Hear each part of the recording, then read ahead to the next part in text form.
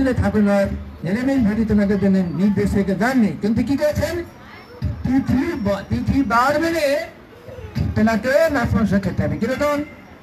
রবিবার এবং বৃহস্পতিবার এবং 2 দিন নিরামিষ, তাহলে 2 দিন এবং সপ্তাহে 2 দিন মাস সপ্তাহ দিনে 4 দিন 8 দিন, দুটো একাদশী পরে 10 দিন, আমাবস্যার দিন 11 দিন, পূর্ণিমার দিন 12 দিন, সংক্রান্তির দিন 13 দিন, আর একাদশীর পরের দিন দুটো দ্বাদশী 13 দিন।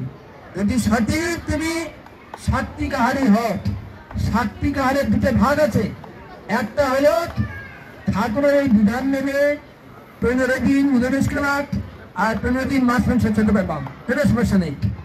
এটা হলো সাত্বিক আহারের প্রথম ধাপ। আর দ্বিতীয় ধাপ হচ্ছে কমপ্লিট নিরামিষ।